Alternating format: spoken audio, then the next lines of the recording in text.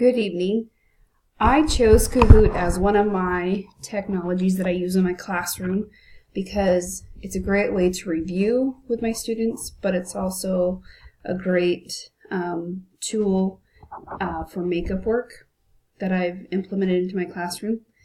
My purpose is to help them to understand the concepts that I've taught, as well as help them to remember and internalize rather than quickly pass it off on an assessment and then forget about it.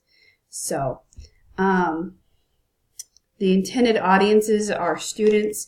I've done faculty. I've also done parents. When we've had a parents' night, they've played their students, so it's a great way to use it that way. I also use it in my church callings. I teach a early morning class for high school students, and so we use it to review the books and then the different concepts that are taught in the Bible. So I do use it in two different settings quite often.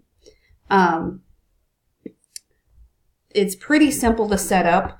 I'll sign out real quick so you see the beginning. But you create an account and then you sign in. They just created a new part where you can do jumble, and so you can either quiz them or you can do jumble. Jumble is where you can put them in order. So I have one that I use for measuring, and so they put the steps in order of how to measure a correct ingredient. So I did like flour, and then they have to drag it up. And so it's timed, but it's also competitive, which my students love to compete against one another. I'm going to show you how to set up a quiz, and it's very simple. Like I said, here's some of the ones I have, and then I also have one where a student missed a lot of class because of basketball, and so they asked what they could do to make it up, and so I asked her to create a Kahoot based on utensils that we use in the kitchen, and it was phenomenal. Okay, so you just go to New Kahoot up in the corner, and then you pick if you want quiz or jumble. And we're going to do quiz. You can do discussion and you can do survey. I haven't quite got into those. So you click quiz and then you title it. So we'll call it measuring. If you put a description, then people can search for it. So how to measure ingredients. Okay, you can choose who it's visible to. You can choose the language and then the audience. So I always put school. And then you can put an image if you choose to. I'm not going to today, but so then you just add your question. So you type. You get up to 95 characters, and so how do you measure sugar? And then I put a time limit. I always put 20 seconds typically because sometimes they struggle to get signed on and things. So then you put your answers. Dip, scoop, scrape. Dip, scrape. Take a handful. Okay, and then you have to check mark which one is the correct one. So number 1. And then you hit next. So your first question has been established. And then you keep adding questions as many as you want. I have about 20. I think the most I have is 50 questions, but it's really hard to get through in a class period.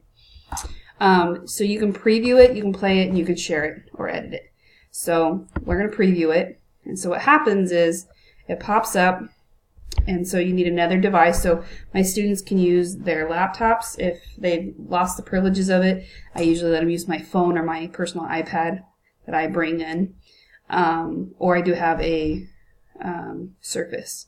So those are the options they use in my classroom. I have had it where staff have come in to challenge them, and so they bring their own device. But you can set it up on Teams. If you do team mode, then they have to work together on one device. I don't do that very often because then it becomes one person knows it rather than finding out individually who knows and how to reteach. So I usually pick classic, and then you can randomize. You can automatically move through the questions, which I do. I display the pin, so the pin is the key for them to get in. So it'll post the pin, and then on their device, they just go to Kahoot.it, and there is an app on the Apple Store or in the Google that you can download, or you can just use the internet, Chrome or Firefox. And so you type the pin in, and then you hit enter. And I let them get bonus points, so we're going to do classic. And so then it sits at this point and it waits till everybody signs in. So I'm going to do it real quick on my phone. And you get this awesome music, but I usually mute it after a while. Play now.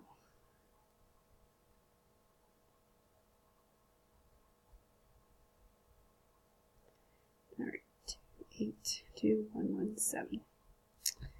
So then you get to pick a name,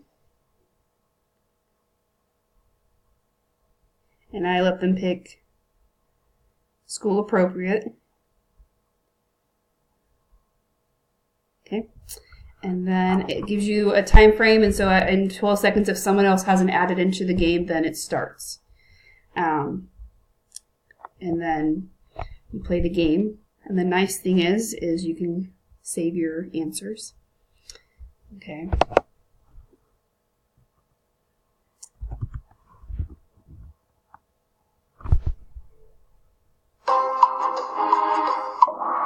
So once everybody's answered, and then it tells you correctly, and then it also gives you points. So how many points I got based on how quickly I answered. And then you can save your results. This is what I wanted to show you. So you can download it.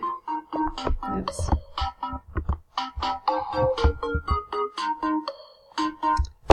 So you can save the results either directly down into your drive, and then it allows you to reflect back to see, and it'll show you each answer, each question, and which ones they missed. So I really enjoy that because then I can go revisit the next day, and it's to make sure they understand. So that is how you make a Kahoot. I really enjoy it. My kids really enjoy it. And then you click on done. So we just previewed it. And then it pops up in your list. So there's measuring. I did a jumble one that we just created. And then I did procedures, utensils, history. So you can use it for anything. So that's my first technology that I wanted to share.